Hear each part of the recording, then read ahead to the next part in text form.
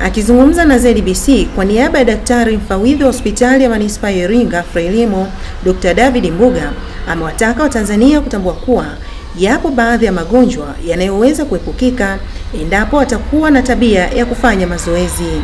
Kwa upande wa magonjwa ya kwa mfano kama sasa hivi kisukari, kuna hii pressure, hayo ni magonjwa ambayo zamani tulikuwa ilikuwa inasemekana hata huko njiani magonjwa ambayo ya watu fulani fulani ya maisha, ila kwa sasa hivi hayachagui kwamba huyu lifestyle yake ikoje au mwili wake mkubwa.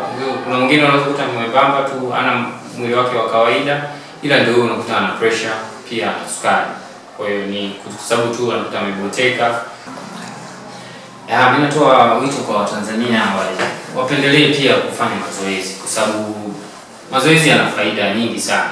Kwanza hiyo inasaidia, inaboresha afya yako, inasaidia kuboresha hisia, kupunguza kuzeeka, inapunguza magonjwa magonjwa yasiyoambukiza, pia inasaidia. Kwa hiyo ni mazoezi ambayo yanakufanya. Kwa hiyo tujitahidi, wito wangu tujitahidi kufanya mazoezi. Kuna zile sasa hivi kuna jogging club, kuna vijana wanakuta wanafanya mazoezi, unaenda unaungana nao pale, inakusaidia. Pia inaongeza uhusiano, unaweza unakutana na watu tofauti. Fursa tunapata kupitia huko sehemu za mazoezi. Mtaalamu wa mazoezi tiba kutoka kituo cha mazoezi cha Amazing Fitness, Dr. Rashid Salum Mwambe ameeleza ZBC faida za mazoezi katika mwili wa binadamu, ikiwamo kuimarisha afya ya mwili na akili.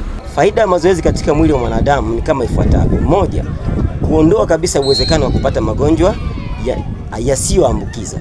Sawa? Lakini pia tunasema kuondoa uwezekano wa kupata hypokinesis conditions. Hii hypokinesis condition kwa Kiswahili tunasema tabia bwete. Wizara ya Afya Jamhuri ya Muungano wa Tanzania ilitoa chapisho mwaka 2001-2002 ambao linahusisha kupiga vita tabia bwete. Sasa tabia bwete ndio inaleta athari ambazo athari hizi kama tu utafanya mazoezi utakuwa wewe umeweza kuepuka hizo athari. Athari hizi mfano: moja, losing of appetite. Yaani wewe usipofanya mazoezi ukawa na tabia tu ile ya kurelax, unajikuta ni mtu ambaye unapoteza hamu ya kula, lakini unapoteza hamu ya kufanya jambo lolote lile.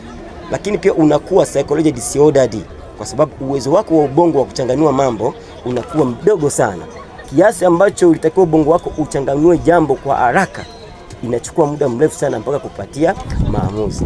Lakini jambo lingine tunasema musculoskeletal disordered. Mwalimu Tabu Makanga yeye anawataka wanawake wenzie kufanya mazoezi ya mara kwa mara ili kukabiliana na mabadiliko yanayotokana na hatua mbalimbali katika miili yao. Kwa wanawake tuna changamoto nyingi kutokana na jinsi tulivyoumbwa na shughuli nzima tunayopitia katika kuleta watu duniani. Kwa hiyo kwa njia moja au nyingine sisi ni waathirika wakubwa wa maumbile yetu, kwa hiyo tunahitaji kufanya mazoezi. Maanake ndio maana unaona sasa hivi wanawake wengi tunaumwa migongo. Kwa hiyo kupitia haya mazoezi tunaweza kurudisha hali yetu iliyokuwa imepotea kutokana na shughuli zetu za kiana kike, ili tuweze kurudi katika hali ya kawaida, ili tupunguze maumivu ya migongo. Kutoka Iringa, Salma Matanza, ZBC.